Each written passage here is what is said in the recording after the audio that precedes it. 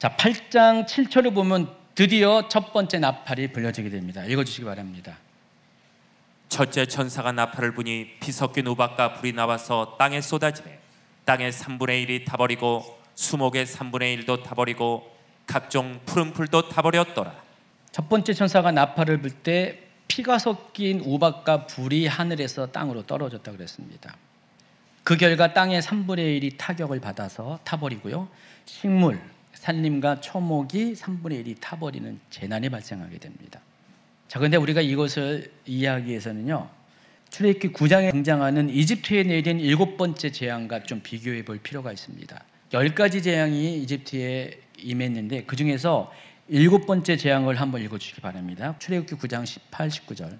내일 이맘때에 내가 무거운 우박을 내리리니 애굽 나라가 세워진 그날로부터 지금까지 그와 같은 일이 없었더라.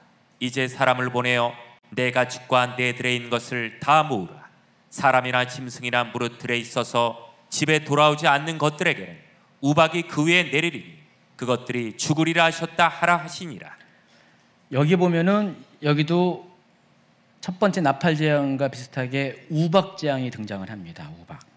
근데 결과를 보면은요, 18절에는 우박만 얘기했는데, 무거운 우박은 내릴 것이라고 얘기했는데 23절, 24절을 보시면은요, 모세가 하늘을 향하여 지팡이를 들매 여호와께서 우레소리와 우박을 보내시니 불을 내려 땅에 달리게 하시니라. 여호와께서 우박을 애굽 땅에 내리시매 우박이 내림과 불덩이가 우박에 섞여 내림이 심히 맹렬하여 나라가 생긴 그때부터 애굽 온 땅에는 그와 같은 일이 없었더라. 18절에는 우박만 내릴 것이라고 했는데 결과적으로는 불덩이가 우박에 섞여서 내렸다고 되어 있습니다. 자, 이 내용을 보면 더 계시록의 내용과 유사하잖아요, 그렇죠? 피 섞인 우박과 불이라고 했는데 여기는 불덩이가 우박에 섞여 내렸다 그랬으니까 지금 어찌 보면은 출애굽기 9장에 나오는 7번째 재앙과 계시록 8장 7절에 나오는 첫 번째 나팔 재앙이 같은 재앙으로 볼 수가 있다는 것입니다. 근데 번역을 제가 살펴보니까 이 개역개정과 흠정역은 그와 같은 식으로 표현했는데 이 두 번역을 제외한 나머지 모든 번역들, 한글 번역도 살펴봤고 제가 영어 번역도 살펴봤는데 다 뭐라고 표현했냐면은 천둥 번개와 함께 내리는 우박이라고 했어요. 피 같은 불이 섞인 우박이 아니라 천둥 번개가 치고 우박이 내렸다는 것입니다. 여러분, 천둥 번개가 치면 우박이 내립니까? 내려요. 뭘 아니라 그래. 여러분, 우박 내릴 때 어떻게 해요? 하늘에 갑자기 막 천둥 번개가 우르릉쾅쾅 하더니 우두두둑 하고 그냥 하얀 게 떨어지잖아요. 우박이 떨어지는 게 뭡니까? 우박이 더운 공기가 위로 쫙 올라가다가 하늘에 갑자기 찬 공기가 어디서부터 쫙 오면은 급격하게 더운 공기와 찬 공기가 만나면은 이게 수증기가 급격하게 얼어버리잖아요. 원래는 비를 머금은 구름이 생긴 다음에 그 밀도가 무거워지면 어떻게 해요? 갑자기 시간이 되면 무게가 있으면 뚝 떨어지잖아요. 근데 우박은 그게 아니라 순식간에 생기는 거예요. 순식간에 더운 공기와 찬 공기가 갑자기 조우하게 되면은 그게 위에 올라가서 결정차가 되어서 떨어진 겁니다. 이때 천둥도 치고 번개도 친다라는 것입니다. 자, 이것은 대기가 불안정할 때 생기는 오늘날도 일어나는 일반적인 기상 현상입니다. 자주는 일어나지 않지만은 종종 일어나는 기상 현상입니다. 지금 출애굽기 9장에서는 그와 같은 일이 벌어졌다는 것이에요. 그렇지만은 이 출애굽기에서 일어난 이 사건은요, 일반적인 우박 내림과는 좀 차원이 달랐던 것 같아요. 우박이 무슨 대추할 만한 게 아니라 탁구공만한 게 아니라 야구공만하죠, 진짜로. 밑에 또 사진 보세요. 저런 우박. 자, 우박이 떨어졌는데 가득 찹니다. 순식간에. 그러면 뭐 차도 막 구멍이 나고요. 약한 지붕은요, 지붕을 막 뚫고 내려옵니다. 저와 같은 우박이 출애굽기 9장에서 떨어진 거예요. 조그만 우박이 아니라 아마 탁구공 같은 우박이 떨어져도 여러분 한번 머리 맞으면 어떻게 돼요? 머리가 이상해질 것 같아요. 근데 많은 질량을 가지고 있는 얼음 덩어리가, 주먹만한 얼음 덩어리가 여기 뚝 떨어지면 어떻게 돼요? 여러분 아시다시피 이 힘은 뭐와 비례합니까? 무게와 속도에 비례하잖아요. 그러니까 중력 가속도에 의해서 위에서 뚝 떨어지면요, 굉장히 점점 빠르게 떨어지잖아요. 무게가 클수록 더 힘이 세집니다. 그러다 보니까 큰 무게의 우박이 떨어지면 한번 머리 맞으면 어떻게 해요? 죽어요. 사람도 죽고요, 소도 죽고요, 아주 큰 짐승도 죽습니다. 출애굽기 9장에 발생한 것은 천둥번개와 함께 그와 같은 아주 큰 사이즈의 우박이 내렸을 가능성이 많이 있습니다. 근데 계시록은요, 출애굽기와 비교해서 뭐가 강조되냐면은 불이 강조되고 있습니다. 잘 읽어보시면은요, 첫째 천사가 나팔을 부니 피 섞인 우박과 불이 나와서 땅에 쏟아지매 땅의 3분의 1이 타버리고 수목의 3분의 1도 타버리고 각종 푸른 풀도 다 버렸다 그랬어요. 수목의 3분의 1이 짓밟히고가 아니라 타버렸습니다. 우박에 의해서 짓밟힌 게 아니라 타버렸다 그랬어요. 이처럼 출애굽기와 계시록에 차이가 있다는 것입니다. 그러므로 계시록 8장 7절에 나오는 첫 번째 나팔장의 특징은 마치 내리는 것이 우박처럼 하늘에서 쏟아져 내리는데, 쏟아져 내리는 실체는 뭐예요? 우박이 아니라 불덩어리라는 겁니다. 불덩어리가, 우박이 아닌 불덩어리가, 출애굽기 9장에서는 진짜 무거운 우박이 내렸는데, 오늘날도 내리는 그 우박이 내렸는데, 계시록에서는 표현은 비슷한 것처럼 보이지만은 우박과 같은 질량을 갖고 있는 무거운 불덩어리가 떨어졌다는 것입니다. 그래서 마치 피처럼 보일 정도로 아주 빨간 불덩어리가 떨어져 내렸다는 것을 확인할 수가 있습니다. 여러분이 그래서 여기는 우박을 초점을 가지면 안 돼요. 우박재앙은요, 별도로 또 나와 있어요. 어디에 나와 있냐면은 우박재앙이 16장 21절에 대접재앙 가운데 우박재앙이 나와요. 무게가 1달란트가 되는 큰 우박이 하늘로부터 사람들에게 내렸다. 1달란트가 34kg거든요. 34kg면 어마무시한 무게잖아요. 여러분 머리통도 34kg는 안 될걸요? 물론 머리 큰 사람은 뭐 그런지 모르지만 저도 머리가 크지만은 34kg는 안 될 것 같아요. 그렇죠? 한 10kg 될까?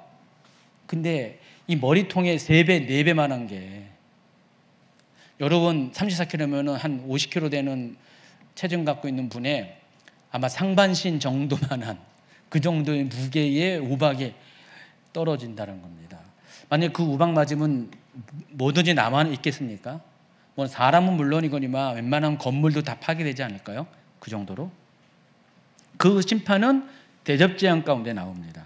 근데 여기서는 그 우박 심판이 아니라 어쩌면 주먹만한, 아니면 그보다 더 큰 불덩어리들이 하늘에서 비처럼 막 쏟아진다는 것입니다.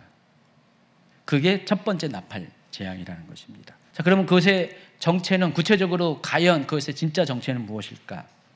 자, 이것에 대한 힌트가 창세기 19장에 보면 소돔과 고모라의 멸망 사건에서 찾아볼 수가 있습니다. 창세기 19장 24, 25절. 여호와께서 하늘 곧 여호와께로부터 유황과 불을 소돔과 고모라의 피같이 내리사 그 성들과 온들과 성에 거주하는 모든 백성과 땅에 난 것을 다 엎어 멸하셨더라. 여기서 유황과 불이 비같이 내렸다는 표현을 했는데 두 가지 단어에 주목하셔야 돼요. 유황과 불, 두 번째는 비 같다라는 것입니다. 자, 유황과 불이라는 것은 이때 내리는 것의 물질적인, 재료적인 특성을 가리킵니다.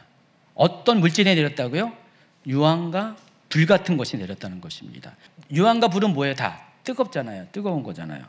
이 뜨거움을 가진 물질이 무엇이든지 거기에 닿기만 하면 타버리는 물질이 하늘에서 떨어졌다는 것입니다. 근데 어떤 방식으로, 어떤 형태로 쏟아졌냐? 마치 비가 내리는 것처럼 쏟아졌다는 것입니다. 소돔과 고모라는 어떻게 멸망했냐? 이렇게 멸망했어요. 그림을 한번 보여주세요. 자, 유황과 불이 저렇게 하늘에서 비처럼 쏟아지는 거예요. 여러분, 저 상황 가운데 살아날 자가 있습니까? 왜냐면 딱 떨어지면 어떻게 해요? 닿는 순간에 충격도 있지만은 타버리잖아요. 다 뜨거움에 타버리잖아요. 그래서 소돔과 고모라는 완전히 저 비처럼 쏟아지는 유황과 비에 맞아서 전부 다 소멸이 되버리고 타버렸습니다. 지난번 강의에서 6번째 인에 대해서, 재앙에 대해서 이야기하면서 6장 13절에서 하늘의 별들이 무화과 나무가 대풍에 흔들려 설익은 열매가 떨어진 것 같이 땅에 떨어졌다라고 하면서 이 하늘의 별들의 후보를 뭐라고 불렀습니까? 소행성이라고 이야기했습니다. 자, 소행성은 지구 바깥에서, 외부에서, 우주에서 어떤 물질이 날아오는 겁니다. 돌과 같은 물질이 날아오는 겁니다. 사이즈에 따라서 소행성이 가져다 주는 파괴력이 확 다르다고 했습니다. 지구 대기권 바깥에서 날아 들어오는 것이에요, 소행성이. 근데 이 피 섞인 우박과 불 또한 하늘로부터 떨어지는 거기 때문에 어디서 오는 거예요? 지구 대기권 밖에서 어떤 물체가 진입을 하고 있다는 것입니다. 자, 그러면 그것이 과연 무엇일까? 두 가지 가능성이 있습니다. 첫 번째가 유성체와 유성우. 여러분, 하늘에 보면은 이와 같은 거 보이죠? 굉장히 낭만적이잖아요. 하늘을 딱 봤더니 저렇게 유성이 막 지나가는 거예요. 와, 멋있다. 저 유성이 지나가는데 유성이 하늘부터 내려오는 거예요, 이 지표면을 향해서. 근데 만약에 저 유성이 내려가다가 어느 정도 시기 돼가지고 싹 사그러져, 땅의 지표면에 도착하지 않고 사그러지면 그게 뭐예요? 별똥별이라고 부릅니다. 자, 그 별똥별 볼 때 소원을 빌라고 그러잖아요. 왜 소원을 부르는지 모르겠어요. 뭔 힘이 있는지 모르겠는데, 하여간 낭만이에요, 낭만. 저렇게 유성이 쫙 오면 낭만인데, 근데 계시록에서 나오는 유성은 결코 낭만이 아니라는 것입니다. 여러분, 좀 아까 설명했던 이 소행성과 또 유성체라는 것이 있습니다. 유성은요, 유성체와 개념이 다른 겁니다. 유성은 어떤 거냐면은, 소행성은 어떤 겁니까? 화성과 목성 사이에 소행성 벨트가 있다고 그랬죠. 생각나시죠? 화성과 목성 사이에 소행성 벨트가 있어가지고 그게 거기 모여가지고 공전을 하면서 빙빙 돌고 있다가 어떤 특정한 소행성 하나가 갑자기 지구를 향해서 날아오게 되면 그게 바로 소행성이에요. 근데 원래 이 소행성 이 부스러기들은 예전에 별이 하나 있었는데 그 별이 파괴되면서 그게 조각조각 나가지고 그 화성과 목성 사이에서 그게 인력이 있다 보니까 거기서 이렇게 빙빙 돌고 있는 거예요. 근데 그게 어떤 문제가 생길 때 지구 쪽으로 날아와요. 실제로 소행성 중에 어떤 것들은 일정한 공전 주기를 가지고 지구를 지나가는 소행성도 있잖아요. 근데 소행성들은 다 암석으로, 대부분 암석으로 된 겁니다. 지구처럼 암석으로 된 겁니다. 근데 이 소행성 말고요, 또 뭐가 있냐면은, 여러분 들어봤죠? 해성. 소행성과 해성은 달라요. 해성은 대부분 가스로 이루어지고 먼지로 이루어진 겁니다. 그러니까 질량이 소행성은 무겁고요, 해성은 상대적으로 가벼운 겁니다. 그러니까 소행성과 해성이 다른 겁니다. 소행성도 공전 주기를 갖고 오고요, 해성은 공전 주기보다도 그냥 어떤 불규칙적인 그런 주기를 가지고 그 중에 어떤 것들은 지구에 접근합니다. 소행성도 접근하고 해성도 접근해요. 여러분 들어보는 해성은 헨리 해성 뭐 들어봤죠? 헨리라는 사람이 발견한 헨리 해성, 그런 게 있습니다. 근데 재료가 좀 달라요. 소행성은 암석으로 된 거고 해성은 가스 또는 먼지 이런 걸로 분자로 되어 있는 것이 있습니다. 근데 유성은 이 중에서 소행성에서 나온 조각도 있지만은 거의 대부분은 해성의 부스러기들이 유성으로 지구에 접근하는데요. 그러니까 왜 별똥별이 지구까지 도달하지 못하냐면은 질량 문제 때문에 그래요. 지구에 진입하면서, 대기권에 진입하면서 질량이 가벼우니까, 소행성은 무거우니까 타는 것들이, 탈 게 많으니까 타다가 남은 것들이 떨어지잖아요. 근데 유성은 탈 게 많지 않으니까, 질량이 작으니까 내려오다가 거의 대부분 별똥별이 돼버려요. 근데 그 중에서 어떤 것들은요, 별똥별이 아니라 직접 지구까지, 지표면까지 도달하는 게 있어요. 그것도 운석이에요, 똑같이. 그러니까 소행성에 아마 그것도 해성에서 나오는 유성보다도 소행성에 나온 유성일 가능성이 좀 있을 것 같아요. 갑자기 제가 뭐 천문과학을 얘기하죠. 지구과학 얘기했다가 지금 천문과학까지 얘기하는데, 그래서 이렇게 소행성, 일부는 소행성이 있고 거의 대부분은 해성의 부스러기인 유성이 유성체라 그래요. 유성체가 들어오다가 거기서 빛을 내면 그걸 유성이라고 부르고요. 또 다른 말로 별똥별이라고 부릅니다. 근데 그게 오다가 어느 정도 시기에 대부분 없어지는데 지구까지 도달하게 되면은 그것도 지표면에 떨어지면서 타격을 일으키게 된다는 것입니다. 소행성과 같은 타격을 일으키게 된다는 것입니다. 보통 유성체가 초속 20에서 80km 정도로 낙하한대요. 초속, 시속이 아니라 초속. 우리가 80km 속도로 우리가 차를 운전합니다. 시속. 그러면은 시속 80km면은 60분 곱하기 60, 66이 36, 3600초. 그러면은 우리가 차를 운전하는 80km, 시속 80km 운전하는 거에 3600배 빠른 속도. 그 속도로 속도는 질량과 비례하면서 에너지가 발생하잖아요. 이거는 물리학입니다. 그래서 그 3600km의 속력으로 도달할 때 그 에너지가 막강하잖아요. 그게 내려오는데, 유성호는 또 뭐냐? 하나의 유성뿐만 아니라 여러 개의 집단적인 유성들이 동시에 오게 될 경우가 있어요. 그걸 가리켜서 유성호라고 부릅니다. 하늘의 그림을 보시면요, 하나의 별똥별이 아니라 하늘에서 유성이 막 쏟아져 내리는 거예요. 멀리서 보면 장관이지만 이게 땅에 직접 떨어지면은 큰 문제가 생긴다는 것입니다. 낭만이 결코 아니라는 것입니다. 그래서 이 8장 7절에 말하는 이 피 섞인 우박과 같은 불과 같은 이것의 첫 번째 후보가 이 유성우일 가능성이 있다라고 보는 입장이 있어요. 또 한 가지는 운석우예요. 어떤 분들은 유성우나 운석우를 또 같이 이야기도 하는데, 운석우는 대부분 해성의 부스러기가 쏟아내는 유성우와 달리 소행성 파편들이 지구에 진입할 때 지표면에 도달하기 전에 공중에서 폭발해서 비처럼 쏟아져 내리는 현상을 가리킵니다. 여러분, 우리나라 폭탄 중에요, 어떤 폭탄이 있냐면은 그걸 소재로 옛날에 영화 강철비라는 영화를 만들었는데 포를 쏘잖아요. 그럼 공중에서 포탄 하나가 터져버려요. 땅에 터지는 게 아니라 공중에서 일정 수준의 지상에서 터져가지고요, 수백 배의 파편으로 흩어집니다. 그리고 그게 땅에 떨어질 때 또 폭발을 해요. 그럼 굉장히 무서운 겁니다. 일정 지역이 완전히 초토화가 됩니다. 마치 이 운석우가 그런 개념이에요.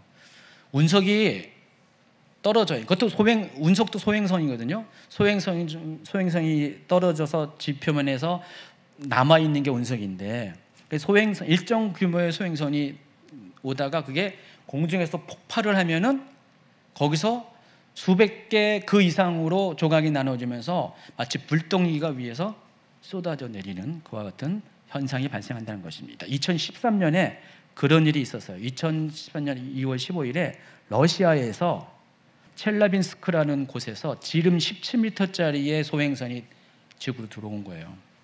여러분 한번 보세요. 이거 검색해 보세요. 영상 많이 남아있을 겁니다. 직접 찍은 영상이 많이 있습니다.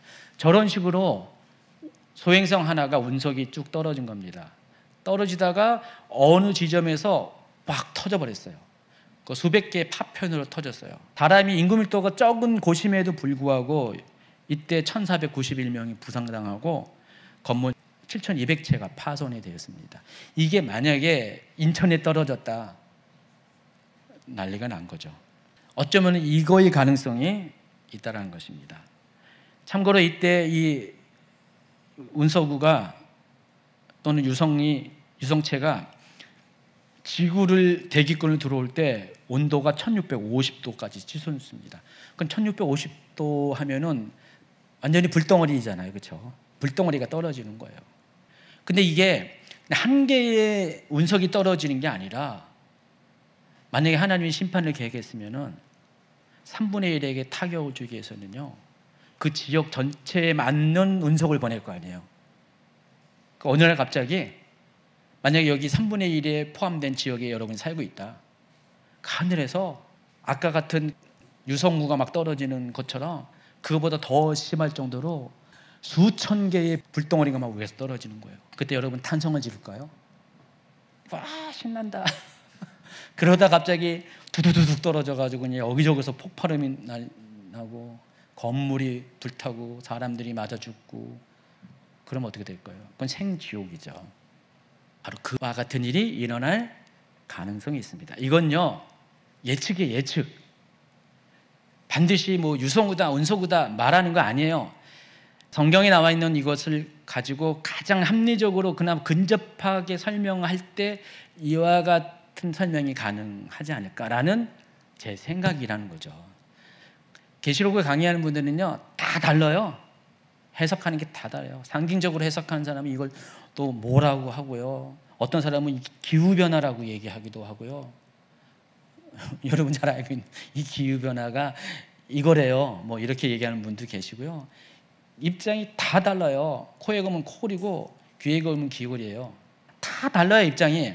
근데 저는 그래도 이런 설명을 이왕이면 문자적으로 해석을 하고 가능하면은 그나마 말이 통할 수 있는 접근을 하려고 하다 보니까 제가 보기에 이게 두 종류의 가능성이 그나마 있어 보여서 그걸 소개한 겁니다.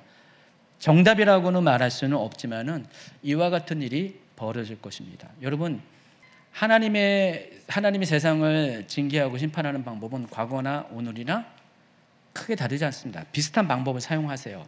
아까 출애굽기에 나와 있는 우박 재앙, 그리고 창세기에 나와 있는 유황과 불 재앙, 모든 것이 다 이미 역사 가운데 있었던 거예요.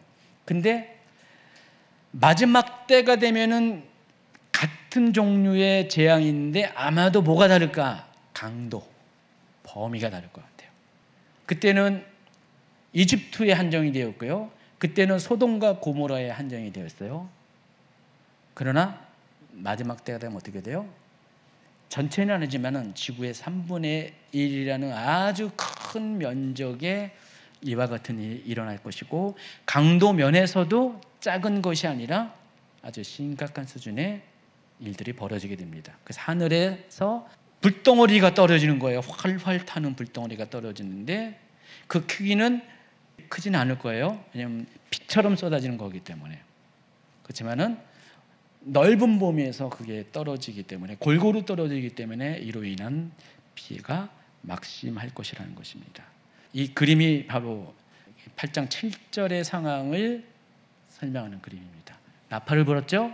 하늘에서 저와 같이 아까 보여드렸던 소돔과 고모라에서 유황과 불이 내리는 장면과 비슷하죠. 혹시 저 모습을 보거든 나중에 여러분이 그때 목사님이 한 말이 저거였구나, 인지 알았네, 무릎을 치실 수가 있습니다. 근데 중요한 것은요, 하나님께서는 3분의 1의 지역에만 한정돼서 이 심판을 내리실 거고요, 그리고 이때부터는 인해 재앙은 성도들도 통과해야 되지만 이때부터는 여러분도 통과하지 않도록 보호하신다는 것입니다. 어떤 방식으로 어떻게 보호할지는 저도 잘 모르겠어요. 그렇지만 하나님이 그렇게 약속을 하셨다는 것입니다. 자, 이처럼 첫 번째 나팔 재앙의 목표는 땅입니다. 인간이 생존하는 근거인 땅을 향해서 이와 같은 심판이 있을 것이고, 이 심판을 보면서 사람들은 정신을 번쩍 차릴 수밖에 없고요, 이제라도 여호와께로 돌아갈 수밖에 없고, 또 이때는 어떤 시대입니까? 두 증인의 전도 활동이 아주 활발하게 벌어지는 바로 그 시이기 때문에 많은 자들이 이 사건을 통해서 정신을 차리고 하나님께로 돌아가는 일이 있을 가능성이 있습니다.